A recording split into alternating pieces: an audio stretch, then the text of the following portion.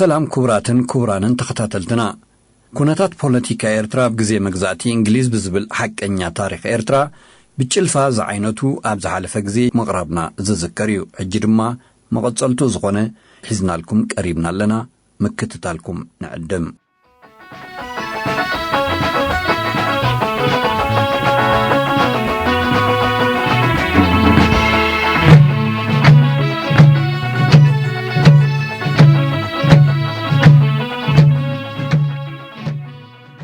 نزي تحستو نازي ناب كل إرتراوي فتاوي إرترام قدساتن من تخباصح بوغنكم كم تخل جزين نبلو نزي فيديو خطرين كلهم لايكن شيرن كتقبرو توم سابسكرايب زي قبركم دما نزا چانلنا نمعبايا عزي سلازي حقزنا بوغنكم كيرساهم سابسكرايب كتقبروا بمبال نلا بوغكم سناي مكتتال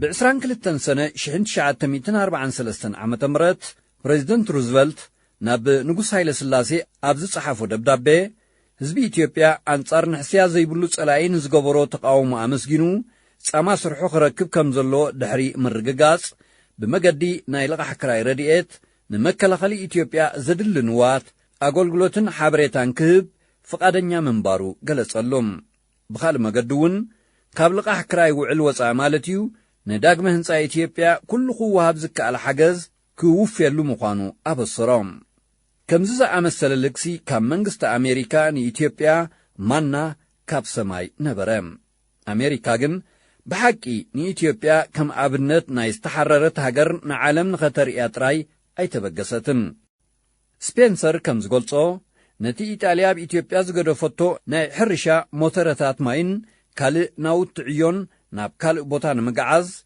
حرشا إثيوبيا معبلا قرب مقبي نايتي أما كلاي مبراغن أوروبان زنبرة ناي كوينات بوتاتات نمملا كم السقاقري نايتن نما كلاي مبراغ زبراز نبرا نفرتاون نخط كملا دليت نيروايو أمريكا زت رايزي كوناغن حيلي جرمن ناي مدخم أنفت يحزلو أبز نبرا قزي أمريكا كم عبلاليت معراباوي تهاجر تقلقلان بوتاء تدلدلن نيرايا تكايت نايتي نزمنا زصنح حيل بريطانيا بمخاندما كم حداس غزايت زي كونتسي كم حلايتن لغاسن مدحن ناي وصعات كترئ دليت نيروايو أمريكا أبتوانتي سلازي ميلاء حبوء نبرام استراتيجاوي أقداسن الزباقيح بحرن مأكلاي مبراغن كم وصاني ناي نقد متحلال فتراي زي كونه كم منشي ناي ندادن كالتر نقراتن كخولا سلازي تقالي فوق فيغا أتيا نصلوان حيلن بريطانيا مدفع سرحيلة تتححزتهم بتشعتنا حاسي شحنت شعات 243 عام تمرت منستر نقدن اندسترون زنبرة يلما دريسا ناي إثيوبيان كوردل هول ناي أمريكان نتناي لقا حكراي وعل بواقعي فرمولهم بمسرة توعل إثيوبيا نمكل خال منقست أمريكا كما قداسي تهاجر توسيدا نخلو توعل زهبارة ديئت يخون لقاح ناي مقبال عدل رغبات بوغنا إثيوبيا نمكل خال منقست أمريكا زدل زبل نوات أقول قلوتات مسالتيان حابريتان كتب تسمامعت أبزي اتزاقدس اتمسالتياتات زبلك اليوم أمريكا ناي مكل خال نوات أقول قلوتن حابريتان تراي كتب إثيوبيا أبلعليو مسالتياتاتون كتوفي تسمامعت زقاء أمريكا يدلين يونت تبلو زخون واتهدراو سرز زوهو لزنبرة إثيوبيا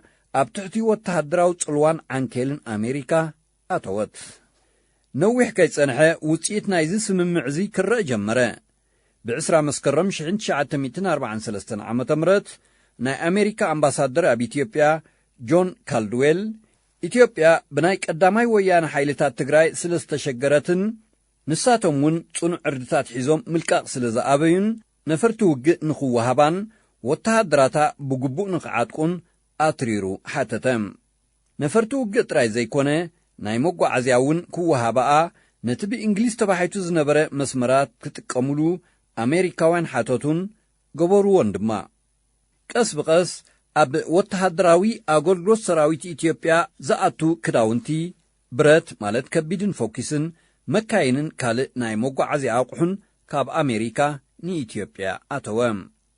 ኣብ ግንቦት 1944 ዓመተ ምህረት መንግስቲ ብሪጣንያ ንኢትዮጵያ ኣብ ትሕቲ ሞግዚትነታ ናይ ምእታው ሓሳባት እናሰላሰለትን ከላ ሓደ ናይ ቁጠባዊ ረድኤት ጉጅለ ካብ ኣሜሪካ ናብ ኣዲስ ኣበባ ኣተወ። ዕላምኡ ብዛዕባ ቁጠባዊ ሕርሻውን ማዕድናውን ሃብቲ ኢትዮጵያ ምጽናዕ ኮይኑ ብሓደ ክብ ዝበለ ናይ ክኢላታት ጉጅለ ዝቆመ ነበረ።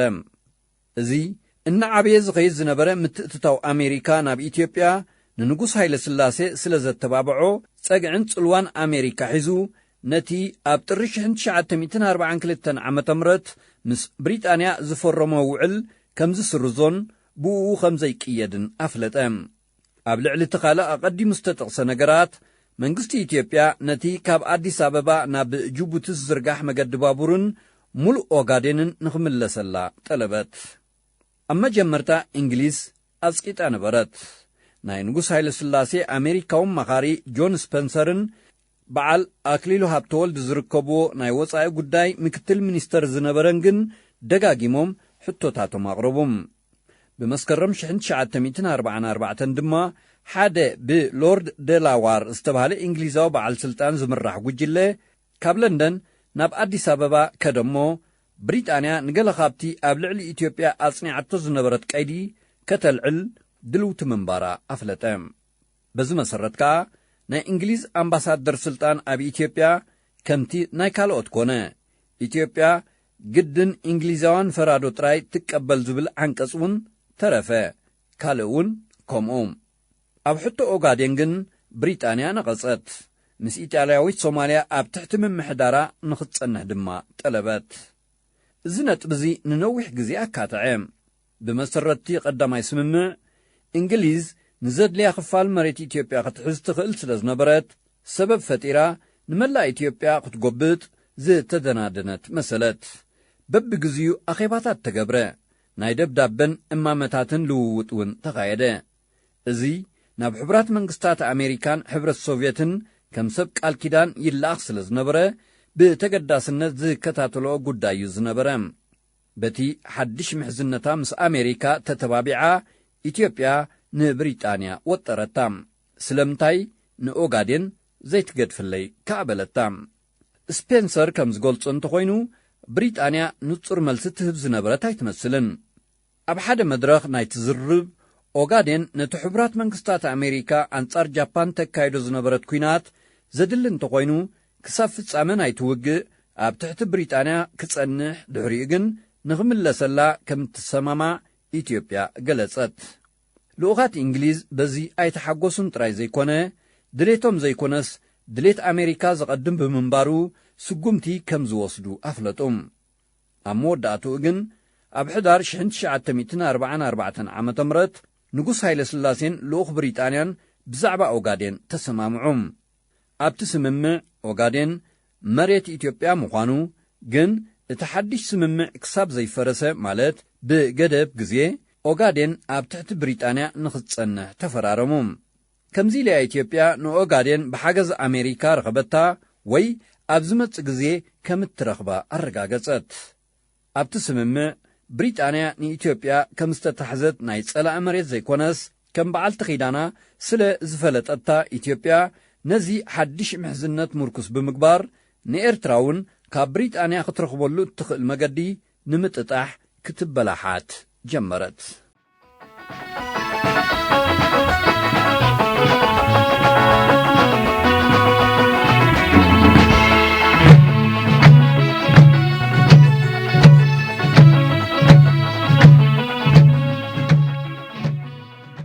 ማሕበረ ቁጠባዊ ኩነታት ኣብ ኤርትራ ካብ 1941 ክሳብ 1945 ዓመተ ምህረት ኣብ ከተማታት ማሕበረ ቁጠባዊ ኩነታት ኤርትራ ከመይ ነበረ?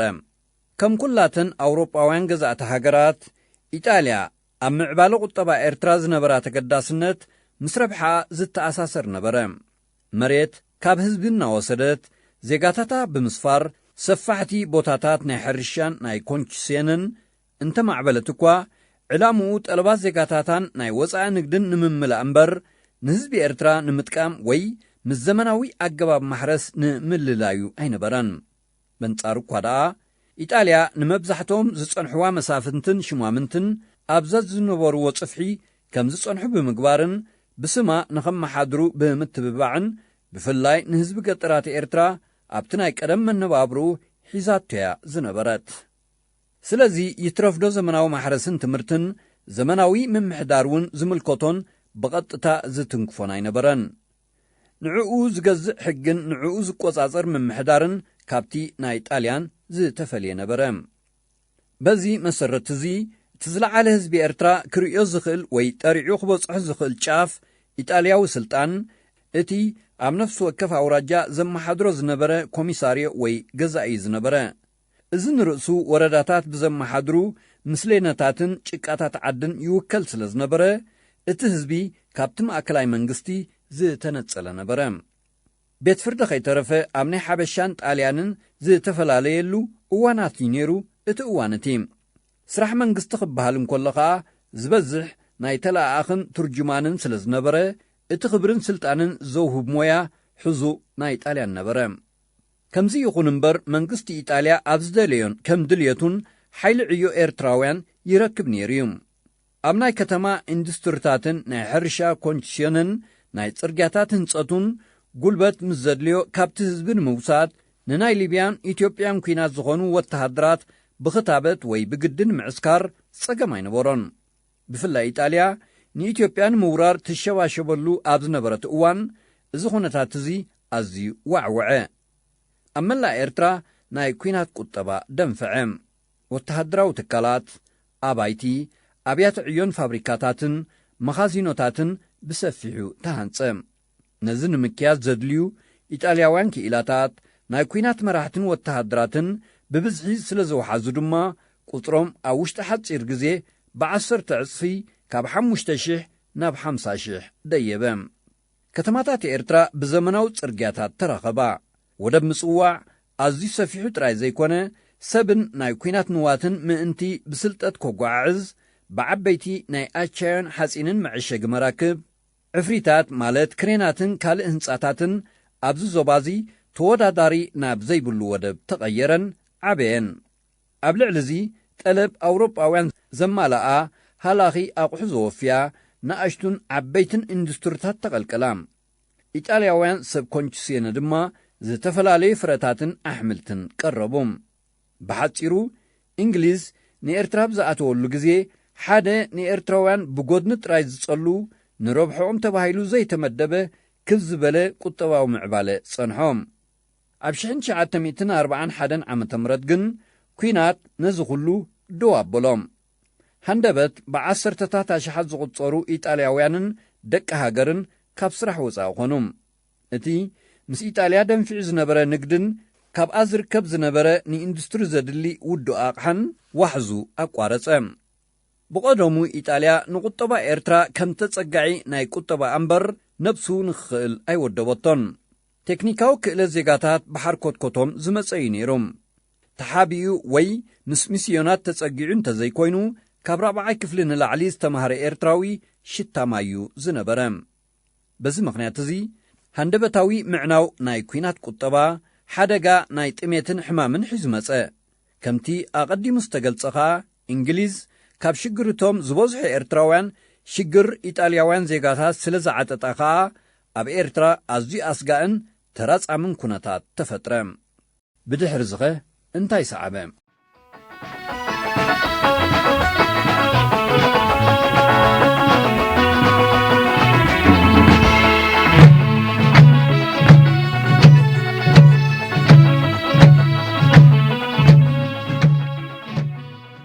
ክቡራትን ክቡራንን ተኸታተልቲ ኤሪትርያን ሚድያ ኔት ኣስመራ ድሕሪ ዝኸ ቁኑዕ ህዝብና ህዝቢ ኤርትራ እንታይ በለ?